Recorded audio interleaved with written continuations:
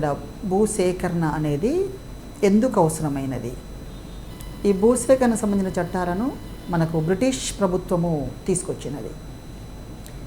First of all ఏంటి అంటే, భూమి సేకరణ ఎందుకు అవసరం జరిగింది అంటే, ఆంగ్లేయ పరిపాలన ఉన్నప్పుడు దేశంలో ఉప్పు తయారు చేయడానికి భూమి అవసరమైనది. ఆ భూమి కోసం భూసేకరణ చేయాల్సిన అవసరం ఏర్పడింది.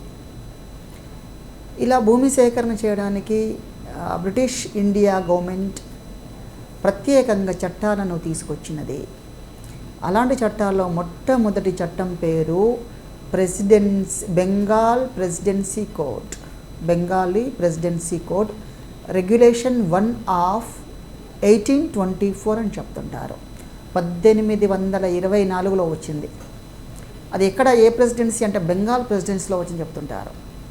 మనకు బ్రిటిష్ ప్రభుత్వము పరిపాలనలో ఉన్నప్పుడు మనకు అన్ని రకాల చట్టాలు, అన్ని రకాల అంశాలు కూడా మొదటిసారిగా బెంగాల్ కలకత్తాలో ఏర్పడ్డాయి, తర్వాత బాంబేలో ఏర్పడ్డాయి, తర్వాత మద్రాసులో ఏర్పడ్డాయి. ఇదే సేమ్ వెర్షన్లో ఇక్కడ కూడా భూసేకరణలో కూడా ఫస్ట్ ప్రెసిడెన్సీ కోడ్ వచ్చి బెంగాల్లో ఏర్పడుతుంది, తర్వాత వచ్చేసరికి బాంబేలో ఏర్పడుతుంది, తర్వాత మద్రాసులో ఏర్పడుతుందని అభ్యర్థులు గుర్తుంచుకోండి.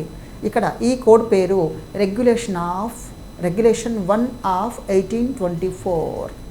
ఇక్కడ దీనికి సంబంధించిన రెగ్యులేషన్ ఏంటి అంటే, ఈ కోడును ఉపయోగించి భూసేకరణ చేయడం జరిగింది.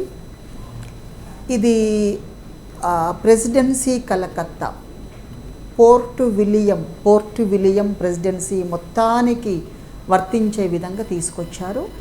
ఇది ఫస్ట్ రెగ్యులేషన్ లాగా లేదా కోడ్గా లేదా చట్టంగా పేర్కొంటుంటారు. ఆ తర్వాత బాంబే ప్రభుత్వము, బాంబే ప్రెసిడెన్సీకి సంబంధించిన యాక్ట్ వస్తుంది.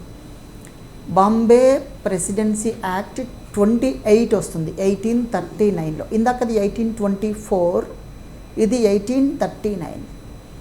ఈ చట్టము ప్రజా అవసరాల నిమిత్తము ప్రభుత్వము భూమిని సేకరించే అధికారం ఉంటుంది అని ప్రకటించారు. దీనిలో భాగంగా మొదటగా బొంబాయి, కొలాబా ద్వీపాలలో భూమి సేకరణ చేయడం జరిగింది. ఇక్కడ స్పష్టత ఉంది అన్నమాట. ఏంటి అంటే స్పష్టత, ప్రజా అవసరాల కోసము ప్రభుత్వము భూమిని సేకరించే అధికారము కలిగి ఉంటుంది. అయితే మరి భూసేకరణ చేయడం నష్టపరిహారం ఎలా చెల్లించాలి, అసలు నష్టపరిహారం ఏంటి అనే అంశం మీద అధ్యయనం చేయడానికి 12 మంది సభ్యులచే ఒక జ్యూరీ ఏర్పాటు చేసి ఆ జ్యూరీ నిర్ణయించేది. అప్పట్లో బ్రిటిష్ ఇండియన్ గవర్నమెంట్ ఉన్నప్పుడు 12 మంది సభ్యులతో ఏర్పాటు చేసిన జ్యూరీ నిర్ణయం ప్రకారం నష్టపరిహారాలు కూడా చెల్లించే విధంగా వెసులుబాటు కల్పించడం జరిగింది. ఆ తర్వాత 1850లో రైల్వేలు, రోడ్లు, కెనాల్స్, ఇతర ప్రజా ప్రయోజనాల కోసము 1850లో ఒక చట్టాన్ని తీసుకొచ్చి ఇంప్లిమెంట్ చేయడం జరిగింది. ఈ 1850లో వచ్చిన చట్టానికి అనేక సార్లు సవరణలు కూడా చేసుకురావడం జరిగింది. తర్వాత ఈ చట్టము అంతటికి విస్తరించుకుంటూ 1852లో మద్రాస్ ప్రెసిడెన్సీకి కూడా వర్తింపచేశారు. అంటే మనం ఇందాక చెప్పినట్టుగానే ఫస్ట్ బెంగాల్ ప్రెసిడెన్సీ, తర్వాత బాంబే ప్రెసిడెన్సీ, తర్వాత మద్రాస్ ప్రెసిడెన్సీ కూడా విస్తరించడం జరిగింది. ఇక్కడ ఈ చట్టం ప్రకారంగా మద్రాసు సంబంధించిన చట్టం ప్రకారంగా నష్టపరిహారాన్ని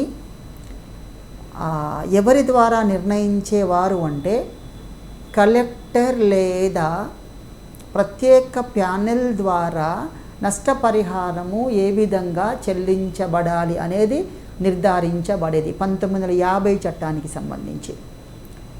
బాంబే 1839కి చట్టానికి సంబంధించిన దాంట్లో 12 మంది సభ్యులు గల జ్యూరీ నిర్ణయించేది నష్టపరిహారం గురించి.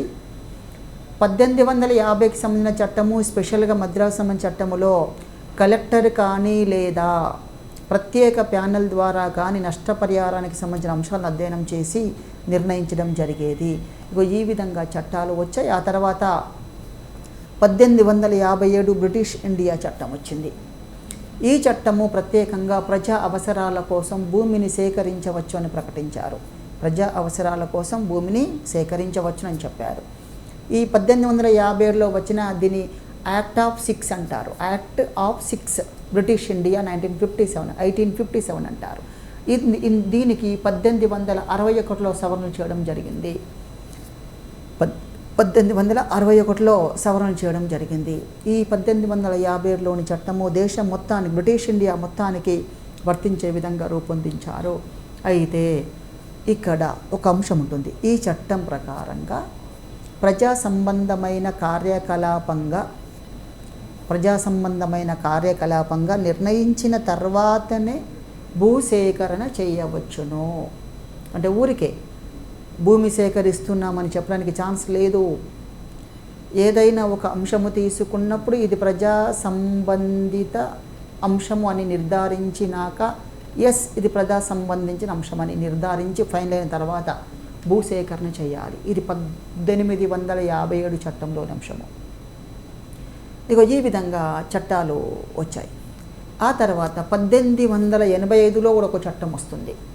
దీనిని ఇండియన్ యాక్ట్ 12 అంటారు. ఇండియన్ యాక్ట్ 12 1885 అని ప్రకటిస్తారు. ఈ చట్టములో గనులు, ఖనిజాలు ఉన్న భూములను బ్రిటిష్ ప్రభుత్వము సేకరించడానికి అవకాశం ఉంటుంది అని ఈ చట్టంలో పేర్కొన్నారు. ఏ చట్టం అంటే ది ఇండియన్ యాక్ట్ 12 ఆఫ్ 1885. దీని స్పెషాలిటీ, గనులు, ఖనిజాలు ఉన్న భూములను బ్రిటిష్ ప్రభుత్వము సేకరించే అధికారము కలిగి ఉంటుంది. ఆ తర్వాత ఇప్పుడు చెప్పిన పై చట్టాలన్నీ తీసుకొని వచ్చి 1894లో భూసేకరణ చట్టం తీసుకొచ్చారు.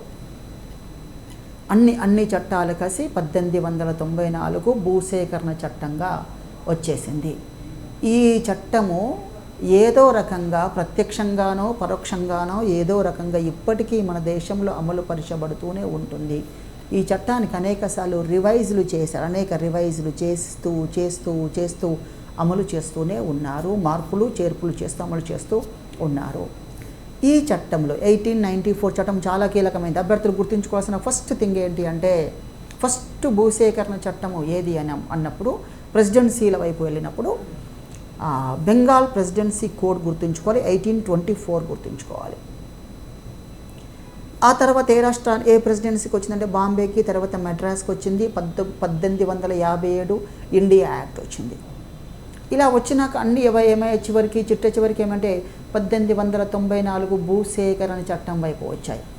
మరి ఈ భూసేకరణ చట్టంలో 1894 భూసేకరణ చట్టంలో తీసుకున్న అతి ముఖ్యమైన అంశము, అతి విమర్శలకు లోనైన అంశం ఏంటంటే ప్రజా ఉపయోగం, ప్రజా ప్రయోజనం, పబ్లిక్ పర్పస్ అనే నిర్వచనం దృష్ట్యా ఈ అంశం ఎక్కువ నిర్వచనానికి లోనైంది. అసలు ప్రజా ప్రయోజనం అంటే ఏంటి, ప్రజా అవసరాలు అంటే ఏంటి, పబ్లిక్ పర్పస్ అంటే ఏంటి అనే దాని మీద అనేక సమస్యలు ఎదుర్కోవడం జరిగింది.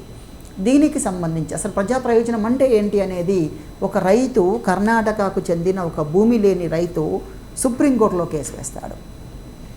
ఒక పిల్ దాఖలవుతుంది. 2007 సంవత్సరంలో సుప్రీంకోర్టు కేంద్ర రాష్ట్ర ప్రభుత్వాలకు ఒక ఆర్డర్ జారీ చేస్తుంది. ప్రజా ప్రయోజనం, పబ్లిక్ పర్పస్ అనే దానిపైన ఏదైనా ఒక నిబంధనలు, మార్గదర్శకాలు జారీ చేయాలి. ప్రజా ప్రయోజనం అంటే ఏంటి, what is meant by public purpose అనేది డిఫైన్ చేయాలి. ఎక్కడ కూడా ప్రజా ఉపయోగం అనే దానికి ఖచ్చితమైన డెఫినేషన్ ఉండదు. ఇక్కడ వ్యక్తులకు రాజ్యాంగం అనేక రకాలైన హక్కులు కల్పించింది. మనకు రాజ్యాంగము ఆర్టికల్ 14, 19G, 21 లాంటి అతి ప్రధానమైన ఆర్టికల్స్ను, హక్కులను కల్పించింది. మరి ఇవన్నీ వ్యక్తిగత హక్కులను హరించడమే కదా. ఇవన్నీ మీన్స్ ఇక్కడ భూసేకరణ అదంతా కూడా వ్యక్తిగత హక్కులను సేకరించడమే కదా. 14వ ఆర్టికల్ను అతిక్రమిస్తుంది, 19G ఆర్టికల్ను అతిక్రమిస్తుంది, 21వ ఆర్టికల్ను అతిక్రమిస్తుంది. అని సుప్రీంకోర్టు పేర్కొని కేంద్రాలు రాష్ట్రాలన్నీ కూడా ప్రజా ప్రయోజనం అంటే ఏంటి ఒక మార్గదర్శకాలు కావాలనే విధానంలో చెప్పడం జరిగింది. ఆ తర్వాత ఈ 1894లో వచ్చిన భూసేకరణ చట్టం అనేక విమర్శలకు లోనైనది. ఎందుకు విమర్శలు అయినాయి అంటే దీనిలో అనేక లోపాలు ఉన్నాయి. ఆ లోపాలు ఏంటని మనం ఒకసారి చూసినట్లయితే ఈ చట్టంలోని అతి ప్రధానమైన లోపం ఏంటంటే భూమిని బలవంతంగా సేకరిస్తున్నారు. భూమిని బలవంతంగా సేకరించడం వల్ల రైతులు ఇందాక చెప్పిన అనేక అంశాలు కోల్పోతారు. భూమిని కోల్పోతున్నారు, ఉపాధిని కోల్పోతున్నారు, ఆహార భద్రత కోల్పోతున్నారు, ఇళ్లను కోల్పోతున్నారు, సామాజికపరమైన అంశాలు కోల్పోతున్నారు, సామాజిక ఆస్తులు కోల్పోతున్నారు, పేదరికంలోకి నెట్టబడుతున్నారు. ఇవన్నీ సమస్యలు ఉన్నాయి కాబట్టి బలవంతంగా సేకరించడం వల్ల అనేక సమస్యలు ఉన్నాయి. ఇది అతి ప్రధానమైన సమస్యగా చెప్పొచ్చును. రెండవది రక్షణలు లేకపోవటము. భూమిని సేకరించినప్పుడు భూయజమానులు తమ యొక్క సమస్యలను చెప్పుకోవడం కానీ అలాంటి వాటికి ఎలాంటి రక్షణ లేదు. ఇప్పుడు ఒక నెగోషియేషన్స్ పెట్టేసుకుంటే భూ సేకరించే ప్రభుత్వము అక్కడ నివాసితులైన ప్రజల నుంచి వారి యొక్క ఆలోచనలు సమస్యలను అధ్యయనం చేసి పరస్పర అవగాహన మేరకు వెళ్ళినప్పుడు ఇబ్బంది లేదు. ఇలాంటి పరస్పర అవగాహన కొరవడినది. అంటే బలవంతంగా భూమిని సేకరిస్తున్నారు. రెండవది రక్షణలు కల్పించలేకపోతున్నారు. అదేవిధంగా R&R పాలసీ కల్పించలేకపోతున్నారు. నష్టపరిహారం ఇస్తున్నారు, చాలా తక్కువ నష్టపరిహారం. ₹1,00,000 ఆస్తిని కోల్పోయిన వారికి 10,000 రూపాయలు ఇస్తున్నారు. ఇలాంటి నష్టపరిహారం వల్ల రైతు పేదరికంలోకి నెట్టబడినట్లే కదా అని చెప్పడం జరుగుతూ ఉంటుంది. ఇక్కడ భూమిని సేకరించేటప్పుడు అతి ముఖ్యమైన అంశం ఏంటి అంటే సామాజిక ప్రభావం అధ్యయనం చేయాలి. సామాజిక ప్రభావం, సోషల్ ఇంపాక్ట్ అసెస్మెంట్ చేయాలి. ఒక సమాజంలో నివసిస్తున్న ప్రజలందరూ ఏ రకమైన ప్రభావానికి లోనవుతున్నారు, ఆ ప్రజలు ఏ రకమైన విధానాల వైపు డైవర్ట్ అయ్యే అవకాశం ఉంది అనే వాటిని అధ్యయనం చేయాల్సిన అవసరం తీవ్రంగా ఉంటుంది. అదే వాటిని అధ్యయనం చేయలేకపోయారు. సమాజము అనేది ప్రభుత్వానికి వ్యతిరేకంగా మారినప్పుడు అల్లకల్లోలాలు ఏర్పడవచ్చును, అనేక సమస్యలు మరింతగా పెరగవచ్చును, నక్సలిజం లాంటి సమస్యలు కూడా పెరగవచ్చును, అనేక సమస్యలకు దారితీస్తుంది. కాబట్టి ఫస్ట్ ప్రజల యొక్క అంశాలను, సామాజిక అంశాలను అధ్యయనం చేయాల్సిన అవసరము ఉంటుంది. అదేవిధంగా ప్రజల అభిప్రాయాలతో ప్రభుత్వం మమేకమైనప్పుడు ఎలాంటి సమస్య ఉండదు. మన ప్రజలకు కావాల్సినవన్నీ కూడా ప్రభుత్వం సక్రమంగా సమకూర్చినప్పుడు ఎలాంటి సమస్య ఉండదు. కానీ అలా లేనప్పుడే సమస్య తీవ్రతరం అవుతుంది. ఇవన్నీ ఇందులో ఉన్న సమస్యలుగా పేర్కొంటూ ఉన్నారు. ఇవి 1894 భూసేకరణ చట్టంలోని సమస్యలుగా పేర్కొనవచ్చును. ఆ తర్వాత 1967లో భారత ప్రభుత్వము భూసేకరణ చట్టం, ఇందాక చెప్పిన 1894 భూసేకరణ చట్టమును పరిశీలించి అధ్యయనం చేసి దానిలో ఎలాంటి రికమెండేషన్స్ అవసరమో అవన్నీ చెప్పడం కోసమా ఆనంద్ ముల్లా అనే వ్యక్తి అధ్యక్షతన 20 మంది సభ్యులతో ఒక కమిటీని ఏర్పాటు చేసినది. ఈ కమిటీ ఏం చేయాలంటే భూసేకరణ వల్ల ఎలాంటి సమస్యలు ఎదుర్కొంటున్నారు పరిశీలించి అధ్యయనం చేసి ఒక నివేదికను సబ్మిట్ చేయమని చెప్పడము జరిగింది. ఈ విధంగా భూసేకరణ చట్టం పైన కమిటీలు వేయడం కూడా జరిగింది. అయితే ఇక్కడ ఎప్పుడైనా భూసేకరణ చేస్తున్నప్పుడు ప్రజా అభిప్రాయాలను,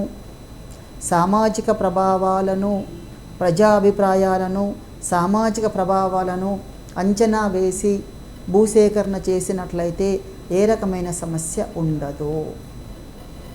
కాబట్టి ఈ చట్టంలో తీసుకోవాల్సిన ప్రధానమైన అంశం ఏమిటి అంటే ఆ 2 అంశాలను పరిగణలోకి తీసుకోవాలి. దీంతో పాటుగా భూసేకరణ చేస్తున్న ప్రజా అవసరం ఉన్నదా, ప్రజా ప్రయోజనం వాస్తవమేనా కాదా కూడా అధ్యయనం చేయాల్సిన అవసరం ఉంటుంది. ఈ విధమైన అంశాలు అనేక అంశాలు లోపాలు ఉన్నాయి. దీని కారణంగా ఈ యొక్క చట్టాలు ప్రాపర్గా ఇంప్లిమెంట్ చేయబడప్పటికీ కూడా దీనివల్ల సమాజానికి ప్రజలకు అనేక ఇబ్బందులు ఎదుర్కోక తప్పలేదు. అయితే ఈ చట్టానికి 2007లో సవరణ బిల్లు చేయడం జరిగింది. దీనికోసం లోక్సభలో ఒక సవరణ బిల్లు ప్రవేశపెట్టడం జరిగింది. ఈ 2007లో తీసుకొచ్చిన సవరణ బిల్లులోని ప్రతిపాదించిన అంశాలు ఏమైనా ఉన్నాయంటే అంశాలు ఉన్నాయి. ఇందులో ఫస్ట్ ఏం చెప్తున్నారంటే భూసేకరణ ప్రక్రియ చేపడుతున్నప్పుడు ఆ భూసేకరణ యొక్క ప్రాథమిక ఉద్దేశం ఏమిటి. ఫస్ట్ థింగ్, భూసేకరణ ప్రక్రియ చేపడుతున్నప్పుడు ఈ భూసేకరణ యొక్క ప్రాథమిక ఉద్దేశం ఏమిటి అధ్యయనం చేయాలి. రెండవది, భూసేకరణ ప్రక్రియ ఏ విధంగా చేపట్టాలి, భూసేకరణ ప్రక్రియ ఏ విధంగా జరగాలి, దాని main motto, what is primary motto of land acquisition అనే దాన్ని పరిగణలోకి తీసుకోమని చెప్పడం జరుగుతుంది. అయితే ఇలా భూమి సేకరణ చేసినప్పుడు, ప్రక్రియ చేస్తున్నప్పుడు ఆ భూ యజమానికి నష్టపరిహారం ఏ విధంగా చెల్లించాలి. ఇక్కడ ధరలు చాలా కీలకమైనవి. ఏ ధరల ఆధారంగా నష్టపరిహారం చెల్లించాలి అనే వాటిని ముఖ్యమైన అంశాలుగా తీసుకోవడం జరుగుతూ ఉంటుంది. అదేవిధంగా ఇప్పుడు చెప్పిన అంశాలను పరిగణలోకి తీసుకొని వాస్తవంగా సమస్యను అధ్యయనం చేసి భూసేకరణ చట్టాన్ని ఇంప్లిమెంట్ చేసినప్పుడు సమస్యల యొక్క శాతం తగ్గే అవకాశం ఉంటుంది. లేని పక్షంలో ఈ సమస్యలు మరింతగా పెరిగిపోయే అవకాశం కూడా ఉంటుంది.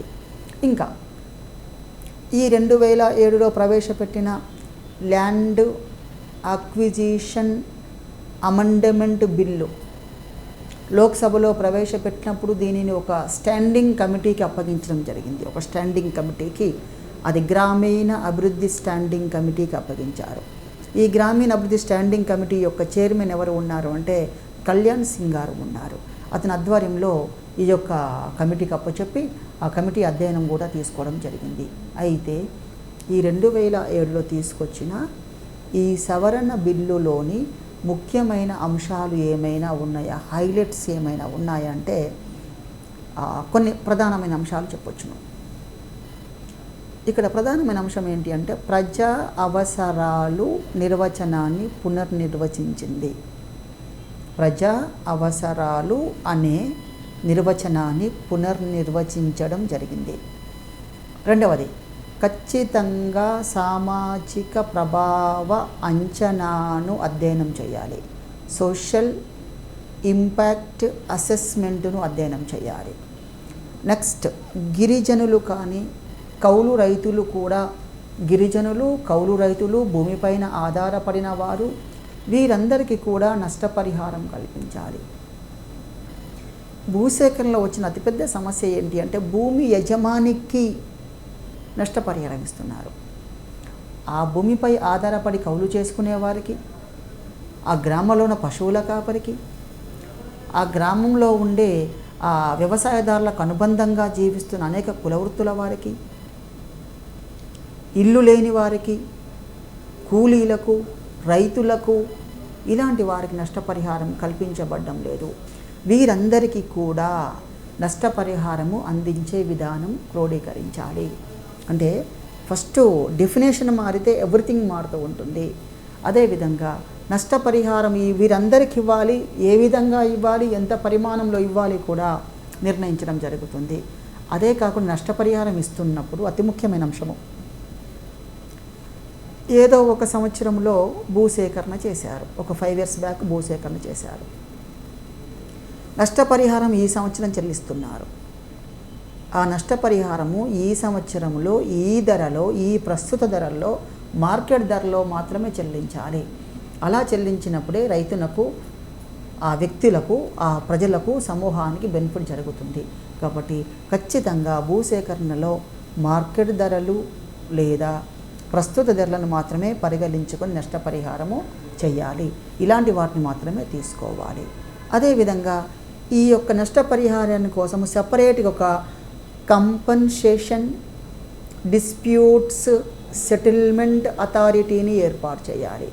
ఇది కేంద్ర ప్రభుత్వం ఏర్పాటు చేయాలి, రాష్ట్ర ప్రభుత్వాలు కూడా ఏర్పాటు చేయాలి. మళ్ళీ ఒకసారి, కంపన్సేషన్ డిస్ప్యూట్ సెటిల్మెంట్ అథారిటీని ఏర్పాటు చేయాలి. ఇలా ఏర్పాటు చేసినప్పుడు ఆటోమేటిక్గా సమస్యల యొక్క సంఖ్య తగ్గిపోద్దని చెప్పడం జరుగుతుంది. ఇగో ఈ విధమైన సమస్యలు ఉన్నాయి. వీటిని అధిగమించడానికి ఈ బిల్లులో సవరణలో అనేక అంశాలు క్రోడీకరించబడడం జరిగింది. ఇవన్నీ చాలా మంచి అంశాలుగా ప్రకటించవచ్చును. 2007లో తీసుకొచ్చిన అనేక అంశాలు కూడా అన్ని మంచి అంశాలుగా, బెస్ట్ అంశాలుగానే పరిగణించడానికి అవకాశము ఉంటుంది. అదేవిధంగా ఈ సవరణ బిల్లు మారుతూ 2013 కూడా వచ్చేసింది. 2013 భూసేకరణ బిల్లు వరకు రావడము జరిగింది. ఈ 2003లో వచ్చిన భూసేకరణ బిల్లులో కొన్ని రంగాలను మినహాయింపు చేసి భూసేకరణ చేయవచ్చును అనే అంశాలను తీసుకోవడం జరిగింది. ఇది 2013లో వచ్చిన అంశాలు. ఇందాక చెప్పినవన్నీ 2007లో వచ్చిన సవరణలు. ఇప్పుడు చెప్తున్నవన్నీ 2013లో వచ్చిన అంశాలుగా పరిగణించాలి.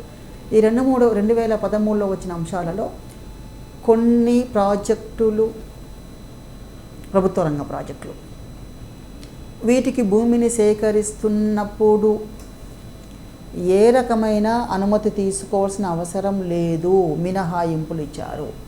ఈ మొత్తం మనం 6 గుర్తించవచ్చును. 1 రైల్వేలు, 2 జాతీయ రహదారులు, 3 డిఫెన్స్ రక్షణ సంబంధించినవి, 4 న్యూక్లియర్ ప్రాజెక్ట్స్, 5 లో cost housing, 6 industrial areas and parks. ఇలా ఈ అంశాలు అనేవి వీటి కోసం భూమిని సేకరిస్తున్నప్పుడు మినహాయింపులు పొందడం జరిగింది. అదేవిధంగా ఈ భూసేకరణ బిల్లు అనేది రాష్ట్ర జాబితాలో చేర్చి రాష్ట్రాలకు అధికారాలు కట్టబెట్టడం జరిగింది 2013 సవరణలో. అయితే దీనికోసము 2013లో LARR తీసుకొస్తారు. దీని పేరు the right to fair compensation and transparency in land acquisition, rehabilitation and resettlement act 2013గా పిలుస్తారు. మళ్ళీ ఒకసారి, the right to fair compensation and transparency in land acquisition, rehabilitation and resettlement act 2013గా ప్రకటిస్తూ ఉన్నారు. ఇది యాక్చువల్గా 2013లో బిల్లుగా ప్రవేశపెడుతుంటారు. ఇది లోక్సభలో 2011 సెప్టెంబర్ 7న ప్రవేశపెట్టారు. దీనికి 2013 ఆగస్టులో పార్లమెంట్ నుంచి ఆమోదం లభించింది. తర్వాత ఇది 2014 జనవరి 1 నుంచి అమల్లోకి రావడము జరిగింది. ఇక్కడ ఈ 2014 జనవరి 1 నుంచి అమల్లో వచ్చిన భూసేకరణకు సంబంధించిన అంశాలు ఈ బిల్లుకు సంబంధించిన అంశాలు, వాటిలోని ముఖ్యాంశాలు ఒకసారి అధ్యయనం చేసినట్లు ఎలా ఉంటుంది అంటే, గ్రామీణ ముఖ్యాంశాలు 2014లో వచ్చిన వీటి యొక్క ముఖ్యాంశాలు. గ్రామీణ ప్రాంతాలలో మార్కెట్ విలువ కంటే 4 రెట్లు ఎక్కువగాను, పట్టణ ప్రాంతంలో మార్కెట్ విలువ కంటే 2 రెట్లు ఎక్కువగాను నష్టపరిహారము ఆ ప్రభావిత కుటుంబాలకు చెల్లించాలి అంటున్నారు. గ్రామీణ ప్రాంతంలో 4 రెట్లు, పట్టణ ప్రాంతాల్లో 2 రెట్ల నష్టపరిహారం చెల్లించాలని చెప్పడం జరుగుతుంది. ఇక్కడ ఎలా ఉంటుంది అంటే, భూసేకరణలో ప్రాజెక్ట్ అఫెక్టెడ్ పర్సన్ ఉంటాడు. ప్రాజెక్ట్ అఫెక్టెడ్ పర్సన్, PAP అంటారు. రెండవది ప్రాజెక్ట్ అఫెక్టెడ్ ఫ్యామిలీ ఉంటుంది. ఇలా ప్రాజెక్ట్ ఎఫెక్టెడ్ పర్సన్కి, ప్రాజెక్ట్ ఎఫెక్టెడ్ ఫ్యామిలీస్ని తీసుకున్నప్పుడు గ్రామీణ ప్రాంతాలకు వేరు, పట్టణ ప్రాంతాలకు వేరుగా నష్టపరిహారాన్ని చెల్లిస్తూ ఉంటుంది. ఇక్కడ ఈ సేకరణ చేసినప్పుడు భూమి యొక్క మార్కెట్ విలువ ఆధారంగా నష్టపరిహారం చెల్లించాల్సిన అవసరం ఉంటుంది.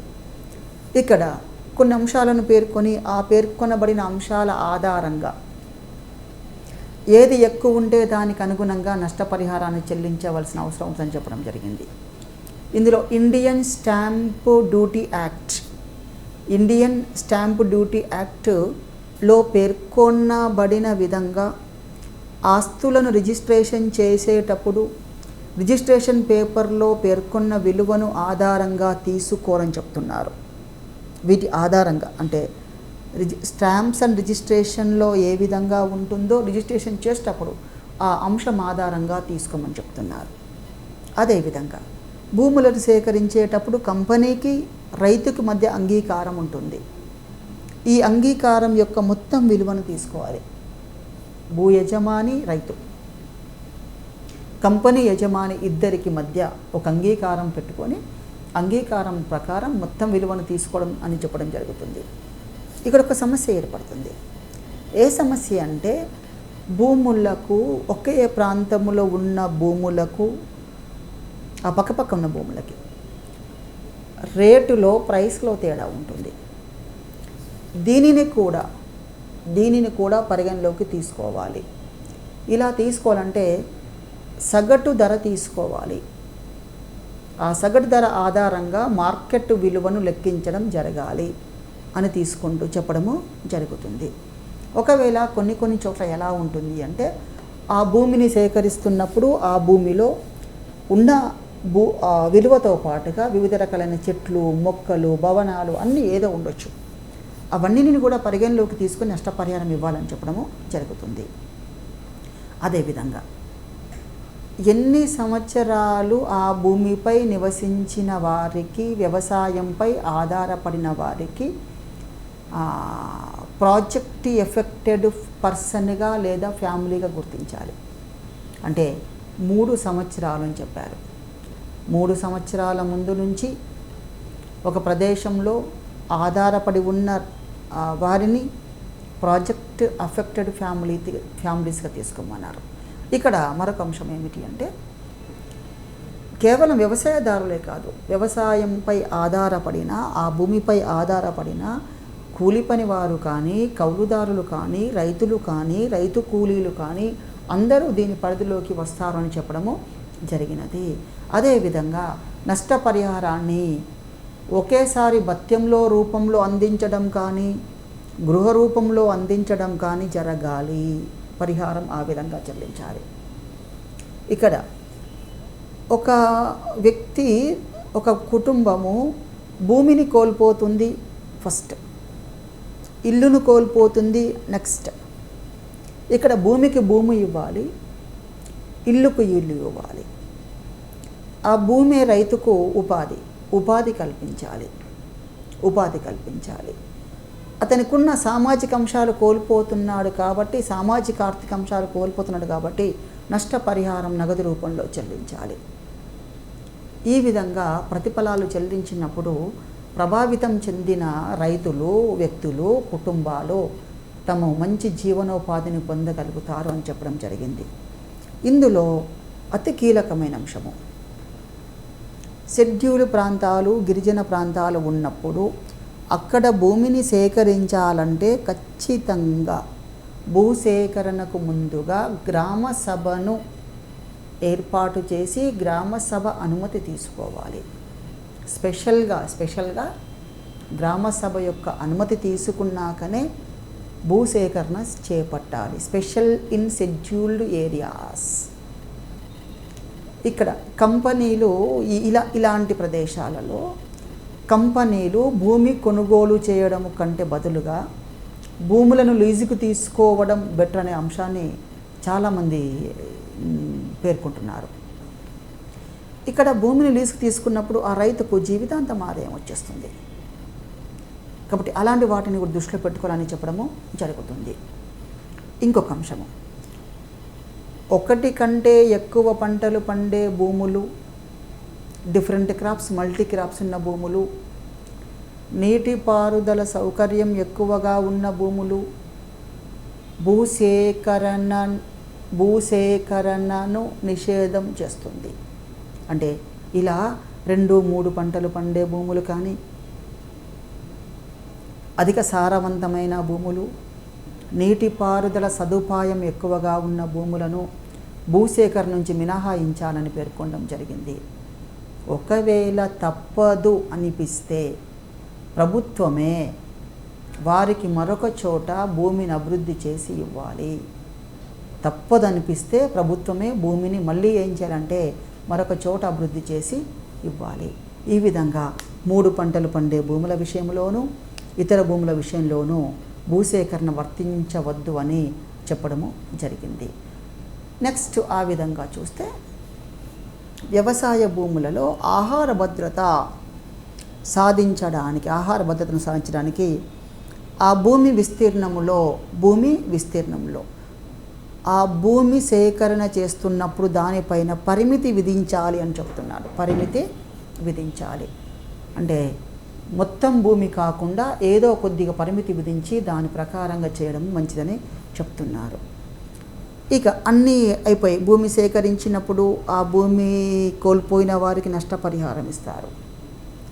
ఆ నష్టపరిహారం పొందిన మొత్తం సొమ్ము పైన ఎలాంటి పన్నులు విధించబడవు అని ప్రకటించడం జరిగింది. ఎలాంటి పన్నులు విధించబడవు. అదేవిధంగా అన్ని విధాలైన చెల్లింపులు పూర్తి అయ్యే వరకు పునరావాసానికి సంబంధించిన అన్ని ఆల్టర్నేటివ్ వేస్ పూర్తయ్యే వరకు భూసేకరణను అనుమతించవద్దు అంటున్నారు. అంటే ఖచ్చితంగా ఏంటి అంటే భూమిని సేకరిస్తున్నామంటే ఈ ప్లేస్లో భూమిని సేకరిస్తే వేరొక ప్లేస్లో భూమిని అభివృద్ధి చేయాలి. ఇలా అభివృద్ధి చేసిన ఈ ప్రదేశంలో అన్ని రకాలైన సదుపాయాలు అవకాశాలు క్రియేట్ చేయాలి. అప్పుడు మాత్రమే భూమిని సేకరణ చేసే అవకాశం ఉంటుంది. ఇక మిగతా కాలంలో భూసేకరణకు అవకాశం అంటే అన్ని ఆల్టర్నేటివ్స్ చూపించినాక భూసేకరణ చేయాలి అంటున్నారు. కానీ మనకు విభిన్నంగా కనబడుతుంది. ముందు భూసేకరణ జరుగుతుంది, అవకాశాలు ఎప్పుడో కల్పిస్తూ ఉంటారు. ఇలాంటివి కూడా మనకు కనబడుతూ ఉంటుంది. ఒకవేళ భూమిని సేకరించినప్పుడు ఆ భూమి ఏ రకంగా కూడా వినియోగించబడని పక్షంలో అదే భూములను థర్డ్ పార్టీకి అధిక ధరకు విక్రయించినప్పుడు ఏదైతే భూమి విలువ పెరుగుతుందో ఆ పెరిగిన భూమి విలువలో 40% వాస్తవ యజమానికి, ఒకవేళ యాజమాని లేకపోతే వారి వారసులకు చెల్లించాలని ఈ బిల్లులో పేర్కొనడము జరిగింది. ఇదే విధంగా ఇందాక చెప్పుకున్న అంశాల్లో భాగంగా ఈ భూసేకరణ ముందు దానివలన ఏర్పడే సామాజిక ప్రభావము అంచనా వేయాలి, అధ్యయనం జరపాలి అనేది దీనిలో పేర్కొనబడిన మరొక ప్రధానమైన అంశము. ఇది మనకు కాంపిటేటివ్ ఎగ్జామ్లో చాలా ఇంపార్టెంట్. సోషల్ ఇంపాక్ట్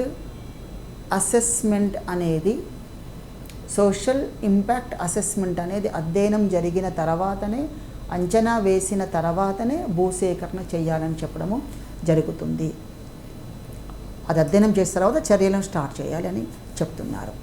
ఇంకొక అంశం ఏంటి అంటే భూసేకరణ చేస్తున్నప్పుడు ప్రభుత్వ రంగ సంస్థలు, ప్రభుత్వ రంగానికి సంబంధించినది లేదా పబ్లిక్ ప్రైవేట్ పార్టిసిపేషన్లోనైనా అలాంటి సంస్థల కోసం భూసేకరణ చేస్తున్నప్పుడు 70% భూసేకరణ జరిగే ప్రదేశంలోని 70% మంది ప్రజల ఆమోదం తప్పనిసరిగా తీసుకోవాలి.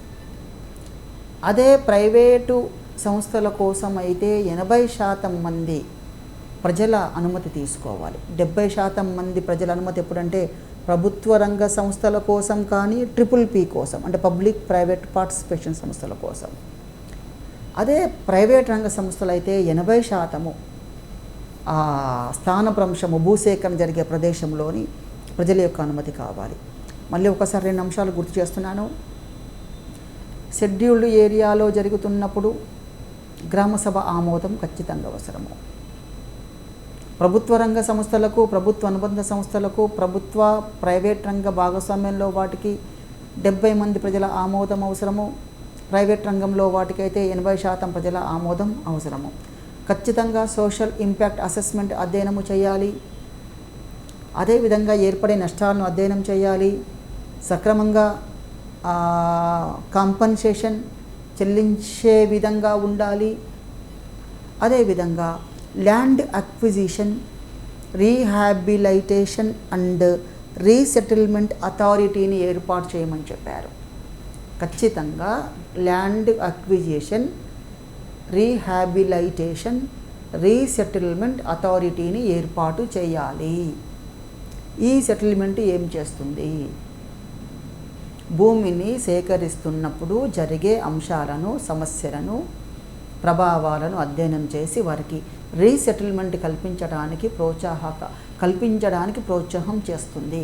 అందుకే దీన్ని ఏర్పాటు చేయమని చెప్పారు.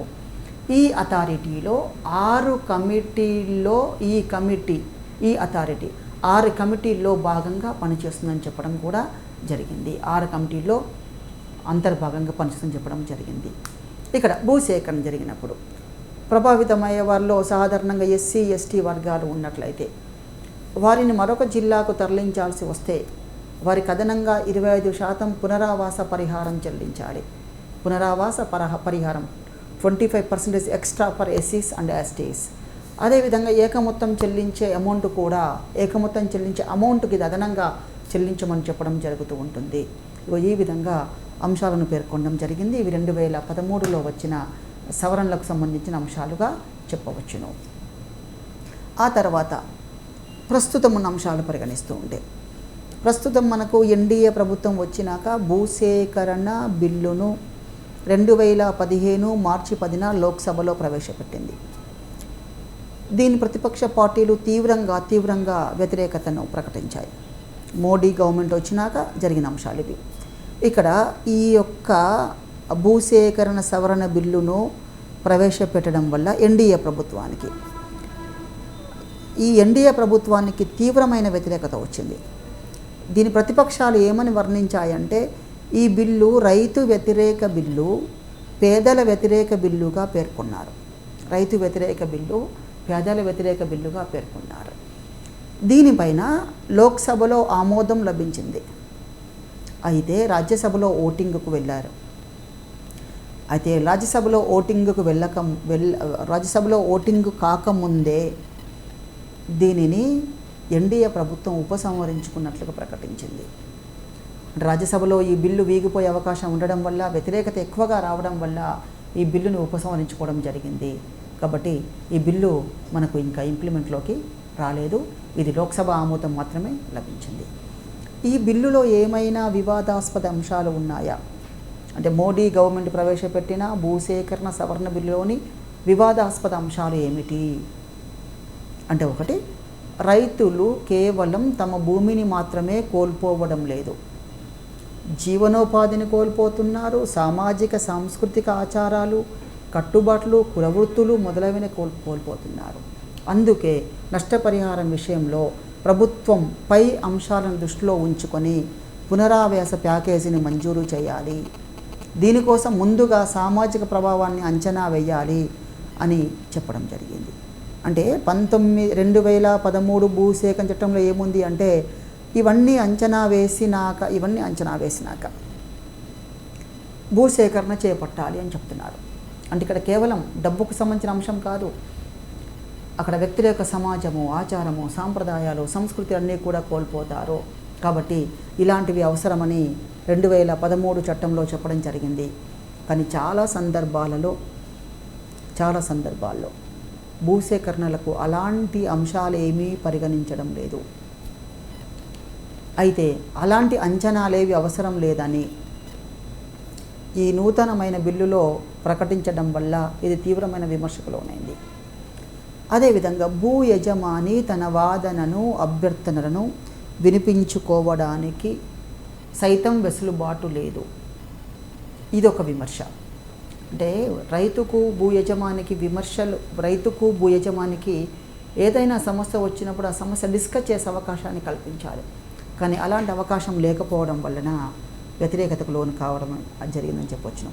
అదేవిధంగా భూములపై ఎలాంటి నియంత్రణ లేకుండా పారిశ్రామిక సంస్థలకు అభివృద్ధి అనే అంశముతో భూమిని బదలాయించడం, ఇదొక ప్రభావం అండి, ప్రధానమైన ప్రభావం చెప్పొచ్చును.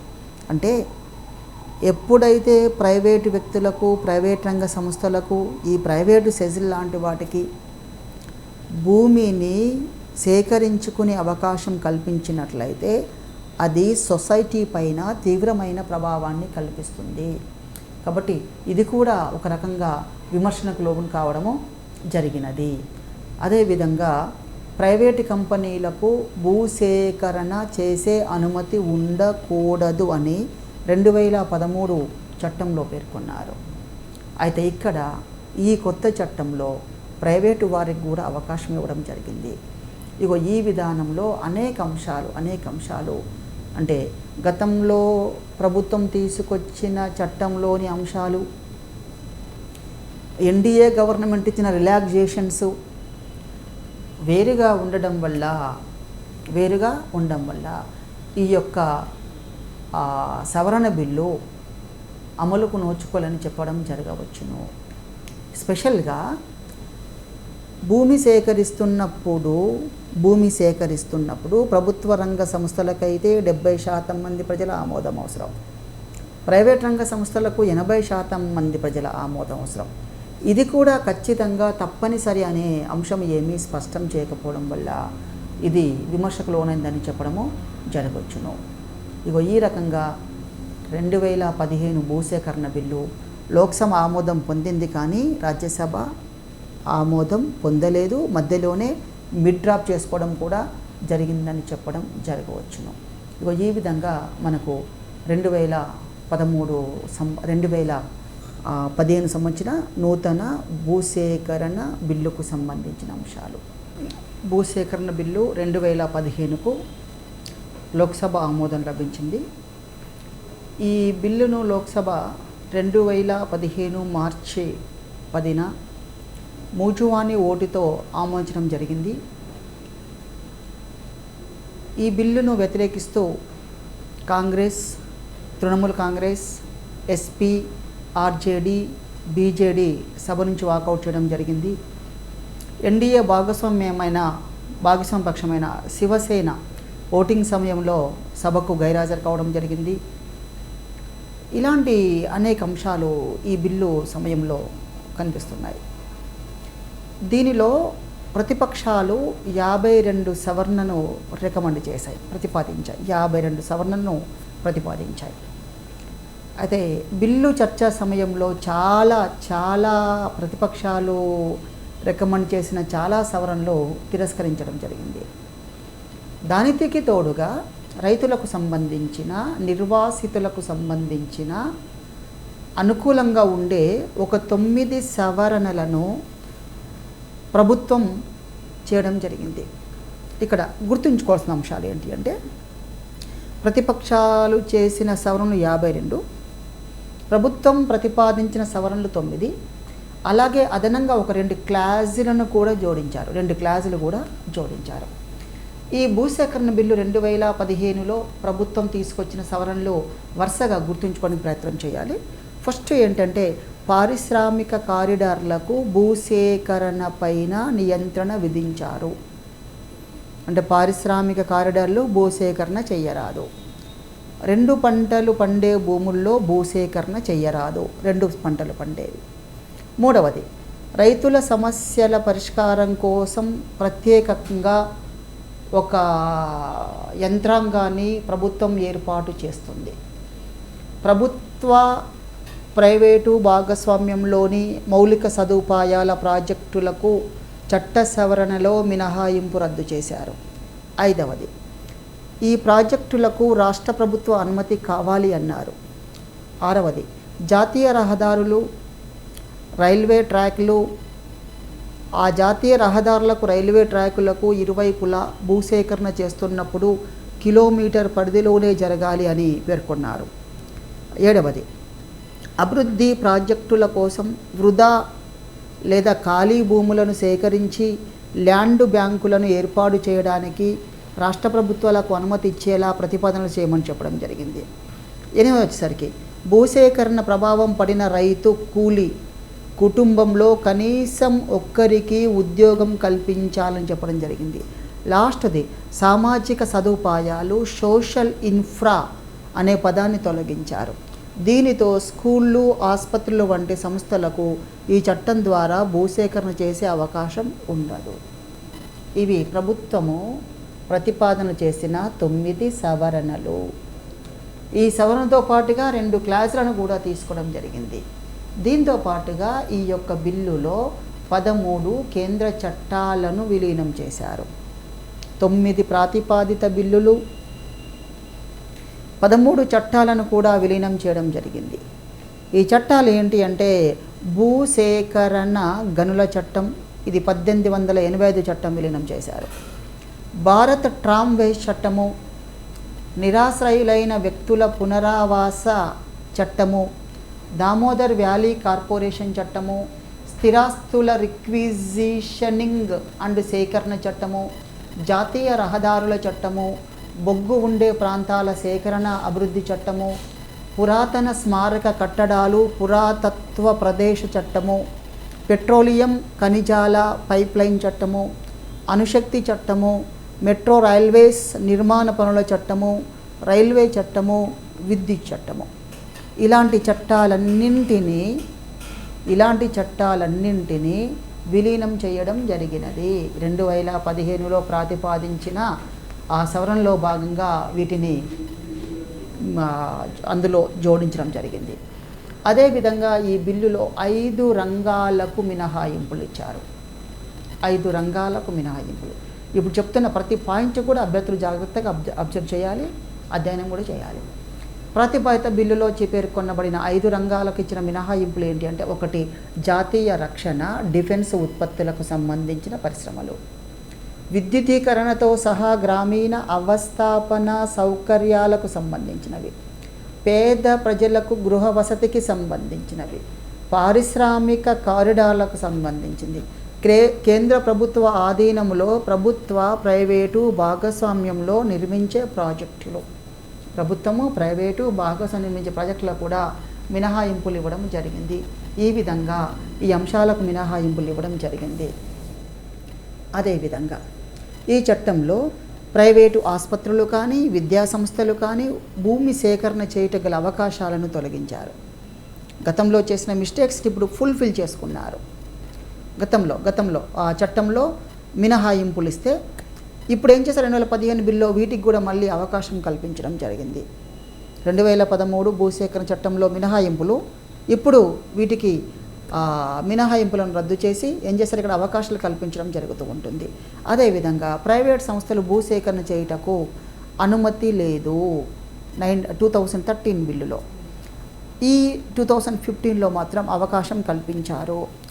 ఇలాంటి కొన్ని అంశాల యొక్క మిస్టేక్ వలన ఈ చట్టాన్ని ప్రతిపక్షాలు తీవ్రంగా విమర్శించడము జరిగింది. చివరికి ఈ యొక్క బిల్లును జాయింట్ పార్లమెంటరీ కమిటీ జేపీసీ అప్పగించారు. దీని అధ్యక్షుడు ఎవరు అంటే సురేంద్రజిత్ సింగ్ అహ్లూవాలియాకి అప్పగించడం జరిగింది. అయితే ఈ యొక్క బిల్లు పైన వచ్చిన విమర్శలు ఏంటి అంటే, సోనియా గాంధీ గారు ఈ బిల్లును రైతు వ్యతిరేక బిల్లుగా, పేదవారి వ్యతిరేక బిల్లుగా వర్ణించారు. భారతదేశ వెన్నెముకైన రైతును హాని కల్పించే బిల్లుగా, రైతు వెన్నెముకను విరగగొడుతున్న బిల్లుగా వర్ణించారు సోనియా గాంధీ గారు. ములాయం సింగ్ యాదవ్ గారు ఏం చేశారు అంటే, దీనిపైన విమర్శిస్తూ మోదీ ప్రభుత్వము రైతులకు వ్యతిరేకం మరియు పారిశ్రామికవేత్తలకు అనుకూలమైన నిర్ణయాలు తీసుకుంటుంది అని విమర్శించడం జరిగింది. ఈ విధంగా ఈ యొక్క భూసేకరణ బిల్లుకు సంబంధించిన అంశాలను పేర్కొనడం జరిగింది. ఇందులో అభ్యర్థులు అన్నీ కూడా అంశాలను జాగ్రత్తగా అధ్యయనం చేయాలి. ఈ కంటెంట్ ఎక్కువగా డ్రైతో కూడుకొని ఉంటుంది, విభిన్నమైన అంశాలు కూడుకొని ఉంటుంది.